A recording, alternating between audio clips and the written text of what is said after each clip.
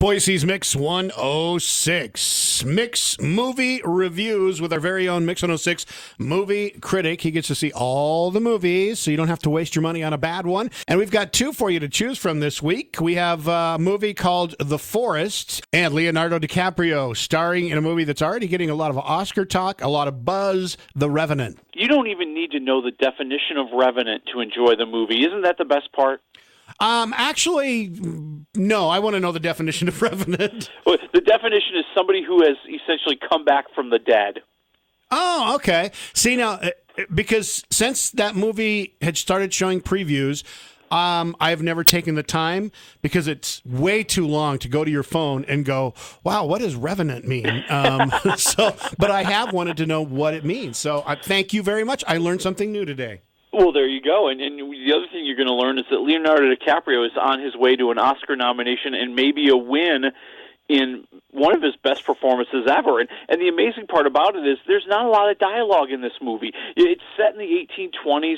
He's this scout leading a group of fur trappers through the wilderness. He's viciously attacked by a bear, and all hope seems to be gone. And the leader of the group offers a reward to anyone who's willing to stay behind and make sure that Leonardo DiCaprio gets home safely. And, of course, the one person in the world who hates him the most takes up the offer. Dun, dun, dun. Yeah, and you know what that means. Yeah, and it really is kind of, this is, I think, DiCaprio's Castaway. This is his movie where, he's going to get to you emotionally without any dialogue, without any words. It's all about, the pain you see in his face as he's crawling through the forest, the guttural screams of pain as he's getting beaten by the bear, and the anger in his eyes when he witnesses horrific acts that no one should ever witness. The amazing thing about this is because you say, hey, this is, might be his crowning jewel of his career, because what is he, in his 40s? Well, I want to say he's late 30s. I thought he was like 38, 39. I didn't think he was that old, but to sit there and say that, and you look back on his career, and I don't know who the heck picks his movies or how he has gotten so lucky, but the quality of movies that he has been in just is amazing.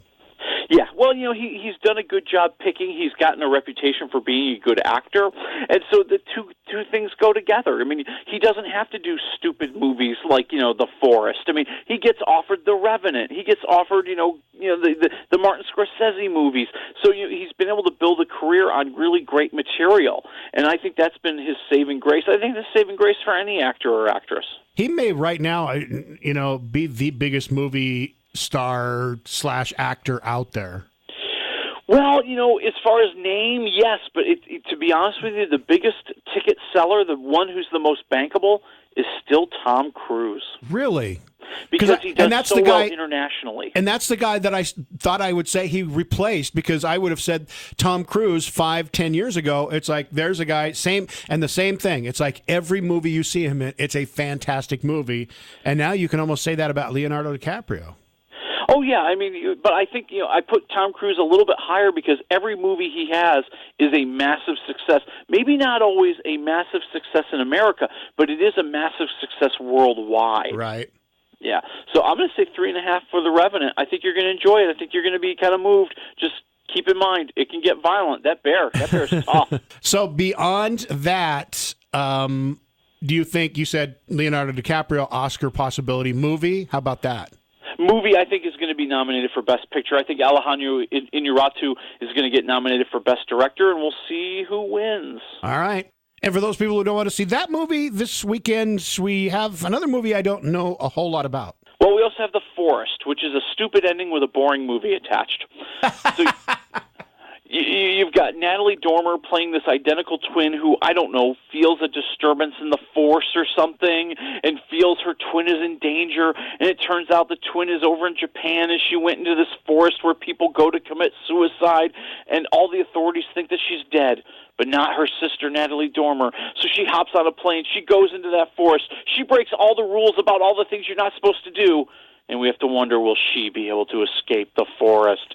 And you're like, God, can I escape? It's just a half-baked movie. I mean, no idea is truly developed or fleshed out. It feels like they throw in a bunch of stuff because, well, we're required to do this in a horror movie. And then the ending is just a ridiculous, stupid, out-of-nowhere idea that makes no sense. Jeez, don't sugarcoat it. How do you really feel? I'm saying half a waffle for The Forest. Now, is it a scary movie? It's supposed to be a horror movie? It's supposed to be a horror movie. I mean, there's a couple moments where you jump, but it never really creates the mood or the mystery that you need to truly, truly kind of get into it. All right. What do we have for next week? Next week we have 13 Hours, the big Benghazi movie, which I'm sure will not be controversial on cable news at all. No, not at all. Although I really hope Donald Trump sees the movie just so he can talk about it. I don't think he has to see the movie to talk about it. I'm sorry. All right, we'll have a good weekend, and we'll talk to you next week, Willie. All right, talk to you next week. Have a good one.